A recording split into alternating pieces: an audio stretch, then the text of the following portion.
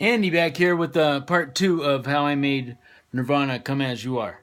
So after I wrote the guitar part to Kurt's vocals, then I just came up with the drum part. And I'm using Logic here, and Logic is so great to, like, you just plop the video in and you can start editing, you can do everything. And so I watched a lot of what David Grohl was doing on a couple licks, and he tends to, he's a pounder on here, you know, but I played everything light, and I used like the Motown drum in Logic, in their drum kit designer.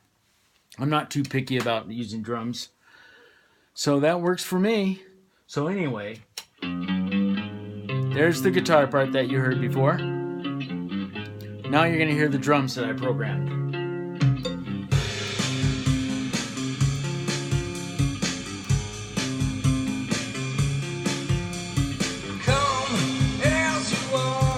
And here they are in MIDI.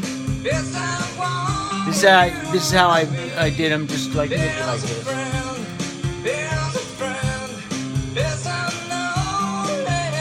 I'm going to show you like the next lick. Notice there's no bass yet. Nothing.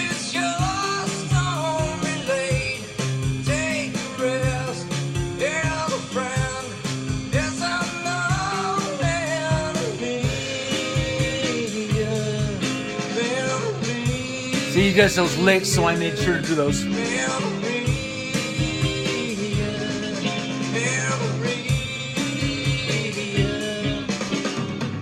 See that? I had to make sure that I did that lick right. Okay, you get the idea. You get the idea of what I did so far. So, what I did, you know, I did the vocals, and then I wrote the guitar part, and then I programmed the drums to it. And then, you know, I want to point out that the guitar part that I write first is just scratch. After I do the drums and get them all tight, I make sure to redo the guitar part so it's like grooving with the drum part, and it doesn't sound like out of sync or just kind of sloppy. So that's what I have to do. So after I did that, I said, okay, I got my drums done. So I redid that guitar part just like I said, and then I redid another guitar part. So there's 2 guitar parts playing to double it up. Because that other dude is in the band. What's his name? Pap Smear or something? He's in there. There he is over there. That dude's in the band, so I always make my videos like realistic, like the players. And I put him over on the right speaker, you know, because he's on the right hand side of the stage. And so that's what I did. Alright. So I recorded my 2 guitars, and my vocals, and my...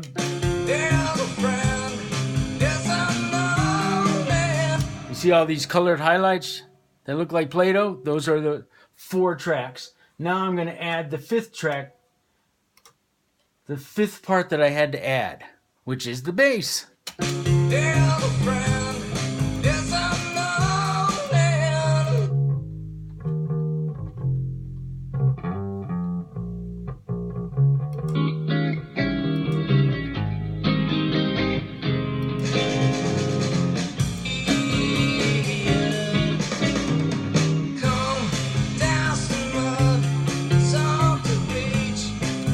Okay, so there's a bass part. And then, you know, it was all this up to adding bells and whistles. Bells and whistles. So here's some bells and whistles. Wind chimes, you know.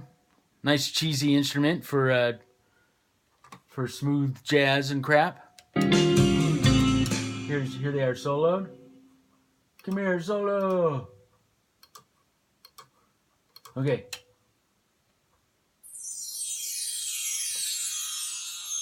It's so pretty. Here it is in context with the music.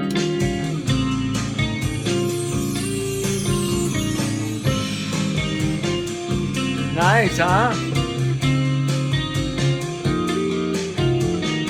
They come again. They're gonna come again.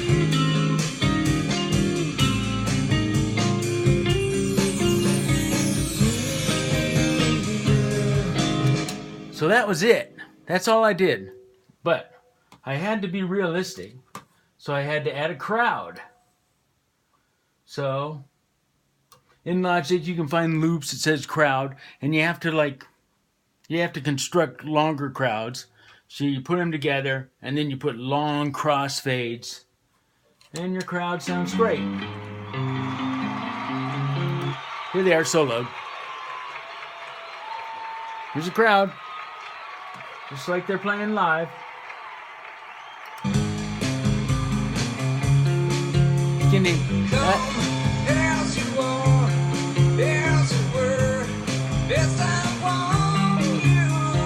now, as far as crowds are concerned, during the front, I like to have them be heard, and then I gradually let them go away because, it's just noise.